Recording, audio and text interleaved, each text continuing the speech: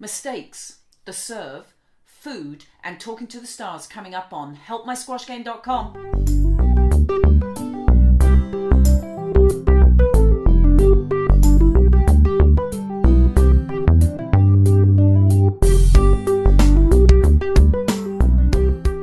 Hi, this is Barb Cooper from helpmysquashgame.com. And let's look at mistakes. I know sometimes you're scared of making a mistake because you might feel foolish. But so what? You know, as Coach Wooten says, you either win or you learn. And when you make a mistake, let's hope you learn. You know, if you use this and you learn from all of your mistakes, everything would get better. And you might find that things are really, really good after you've learnt from them.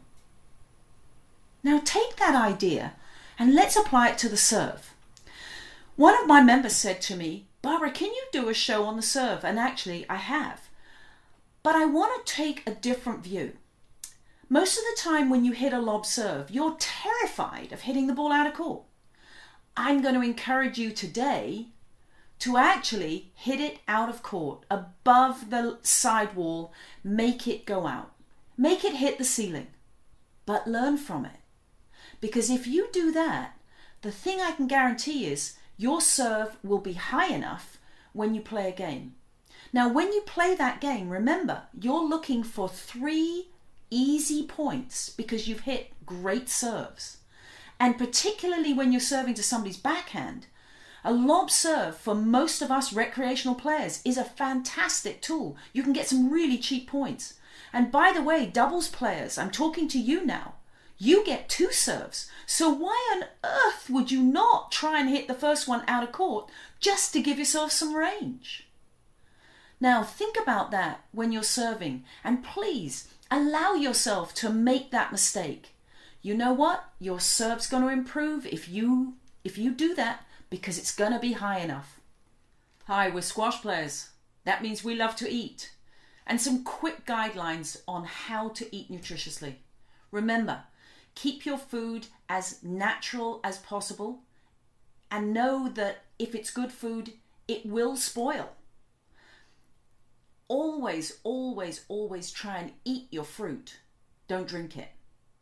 And remember to start and finish your day with a glass of water and include your fish oils. And now it's time for Talking to the Stars. And I had the opportunity to talk to Melody Francis, 48 in the world, when she came to Toronto from Australia to play in the Mayfair Open.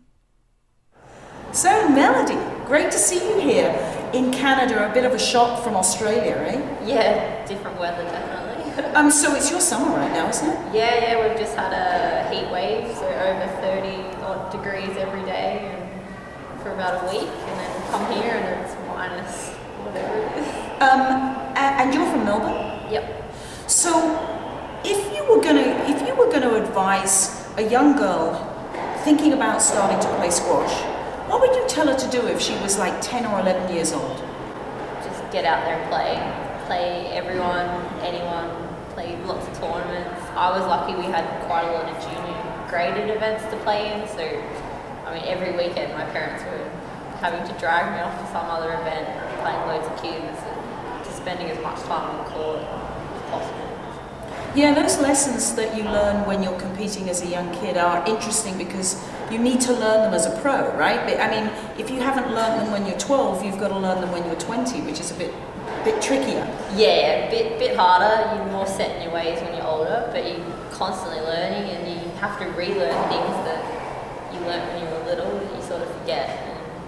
Absolutely. And do you think, just watching the games, do you think the game's changed over the last few years? Definitely. I think it's become far more athletic. Now, the game now relies more on your fitness and your strength and your endurance, and then the skill comes into it. But if you don't have that strength component to it at the very start, you're in a lot of trouble. Whereas previously, I think you could have got away with it a bit more if you had really great racket skills. Yeah, I must say every one of you looks incredibly fit, incredibly strong. and the rallies. I mean, I keep saying to the guys at the club, you should be watching this, because if you could play like these girls, you'd be really, really good. It's great for recreational squash players to come and watch this sort of stuff. Definitely.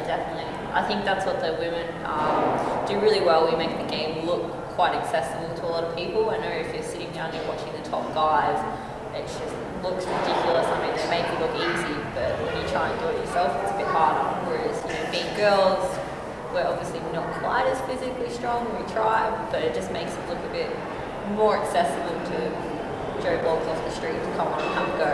Absolutely, and you honestly, you do actually all play textbook squash.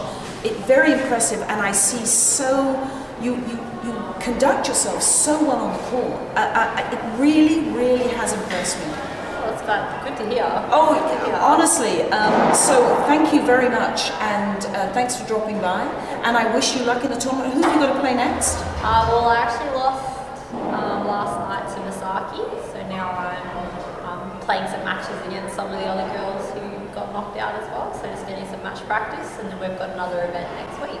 So next week you're going to the Granite Club? Yep. So you leave Mayfair and you go to the Granite Club and do it all over again? Yep, keep going. That's good. Well, thanks for dropping by. Thank you. I hope you enjoyed the show. And this is Barb Cooper from helpmysquashgame.com.